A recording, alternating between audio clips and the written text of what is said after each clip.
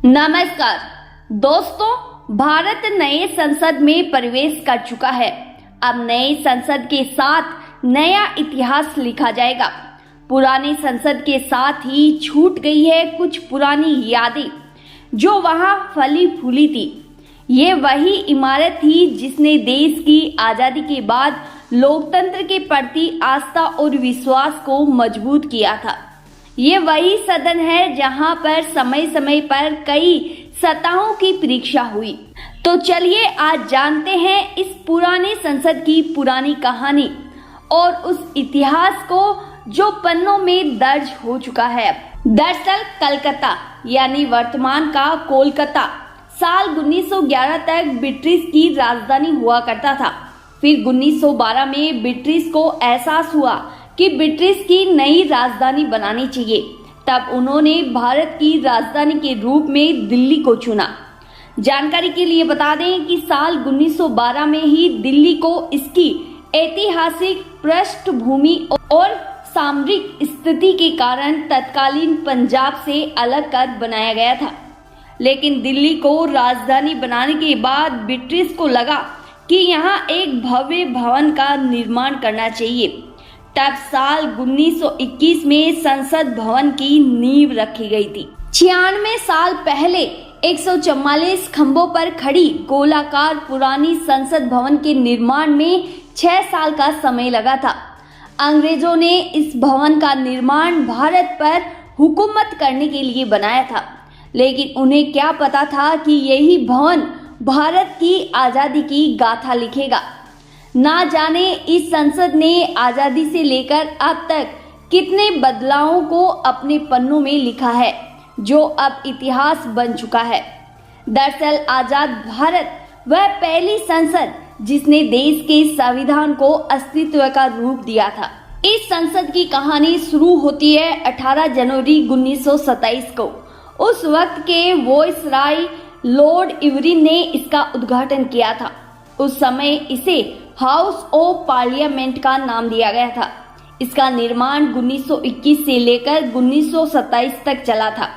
12 फरवरी 1921 को तत्कालीन council house का शिलान्यास यानी नींव ड्यूक ऑफ कनाट और भारत के तत्कालीन गवर्नर ने रखी थी। इस भवन का निर्माण अंग्रेजों ने ब्रिटिश सरकार की विधान परिषद के लिए करवाया था, लेकिन जब भारत आजाद हुआ तब ये आजाद भारत का संसद भवन बन गया। पुरानी संसद भवन को ब्रिटिश वास्तुकार एडविन लुटियस और हर्बर्ट बेकर ने डिजाइन किया था। उस वक्त संसद का बजट 83 लाख रुपए था। ये भवन 566 मीटर व्यास में बना था, लेकिन बाद में ज्यादा जगह की जरूरत पड़ी तो वर्ष 1956 में संसद भवन की 2 और मंजिलें बनाई गई थी। जब 1927 में ये संसद भवन बनकर तैयार हुआ था, तब उसके ठीक 2 साल बाद ही एक धमाका हुआ था। 8 अप्रैल 1929 की कहानी। दिल्ली की सेंट्रल असेंबली में वॉइसराय पब्लिक सेफ्टी बिल पेश कर रहे थे, जो कि जनता के खिलाफ कानून था।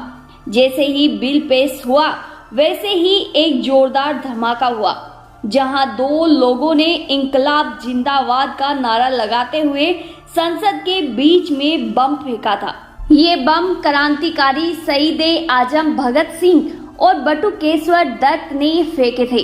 बम फेंकते समय इस बात का ध्यान रखा गया था कि कहीं किसी की जान का नुकसान ना हो जाए। जैसे ही बम फटा, हॉल में अंधेरा छा गया और चारों तरफ अफरा तफरी मच गई, लेकिन दोनों क्रांतिकारी वहीं खड़े रहे और इंकलाब जिंदाबाद का नारा लगाते रहे। उन्होंने कुछ पर्चे भी सदन में फेंके थे, जिनमें लिखा था कि बहरे कानूनों को सुनाने के लिए धमाकों की जरूरत है। फिर दोनों ने खुद को पुलिस के हवाले भी कर दिया था। इस दौरान भगत सिंह ने भारत के युवाओं में आजादी की अलग जगा दी थी।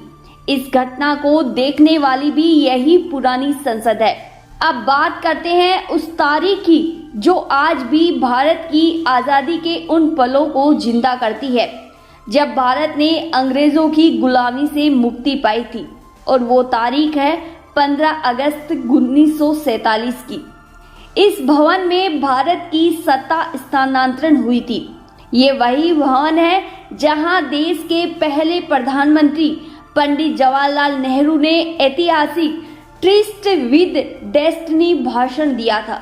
ये वही भवन है जहां देश के संविधान सभा की पहली बैठक 9 अगस्त 1946 को हुई थी। वहीं आजादी के बाद 29 अगस्त 1947 को संविधान सभा की ड्राफ्टिंग समिति का गठन हुआ था, जहां भीमराव अंबेडकर अध्यक्षता में भारत के संविधान निर्माण में कुल 2 साल 11 माह 17 दिन का समय लगा था और इसी सदन में 26 जनवरी 1950 को संविधान लागू किया गया था।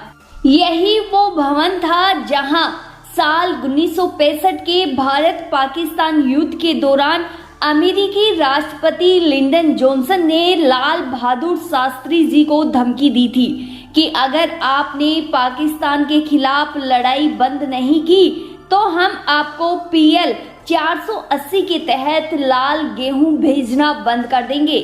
दुर्भाग्य से उस समय भारत गेहूं के उत्पादन में आत्मनिर्भर नहीं था।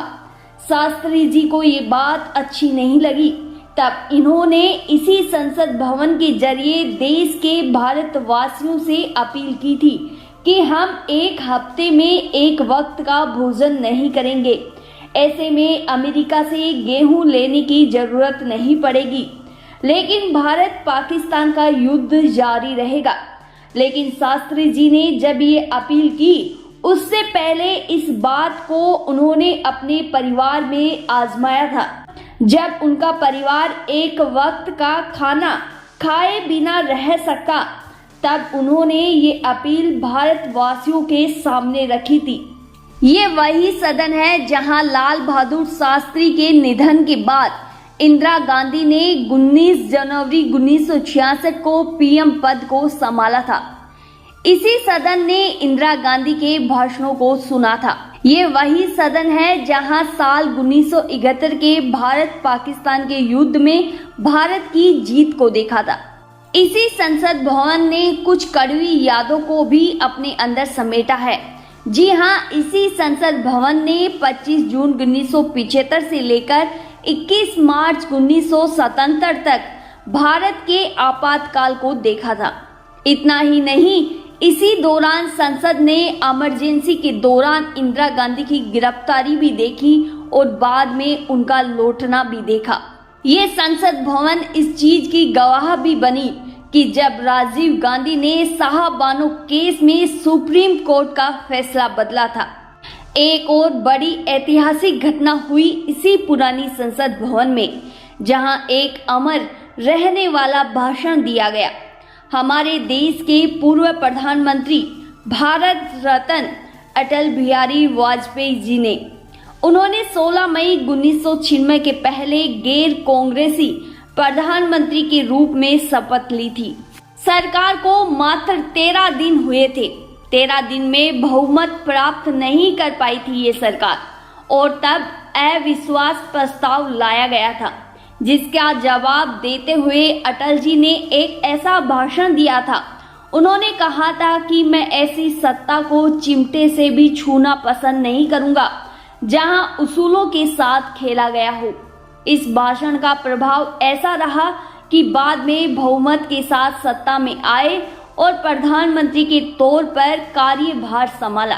पुराना संसद भवन था जहां संसद चल रहे थे। उस समय 13 दिसंबर 2001 को पाकिस्तान के आतंकी संगठन लश्कर-ए-तैयबा और जैश-ए-मोहम्मद ने 5 आतंकियों के साथ संसद को निशाना बनाया था। इसी पुरानी संसद ने 30 जून 2017 की आधी रात को GST विशेष सत्र देखा, फिर इसे लागू होने की गवाह बनी। यही पुराना संसद भवन अगस्त 2019 की तारीख का गवाह बना था, जब जम्मू कश्मीर से अनुच्छेद 370 हटाया गया था। इसी पुराने संसद भवन ने कई बार नेताओं को भावुक होते देखा, तो कई बार हंसी मजाक करते भी देखा।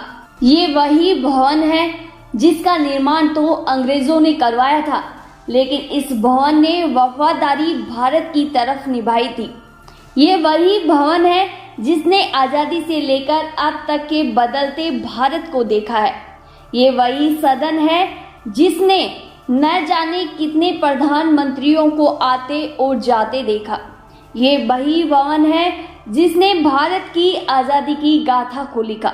उम्मीद है दोस्तों आपको पुरानी संसद भवन की कहानी और इतिहास जानकर अच्छा लगा होगा। अब आप हमें कमेंट कर बताइएगा कि पुरानी संसद भवन के बारे में आपकी क्या राय है, और ऐसी ही कहानी और इतिहास को जानने के लिए आज ही सब्सक्राइब करें निराली एक्सप्रेस। धन्यवाद।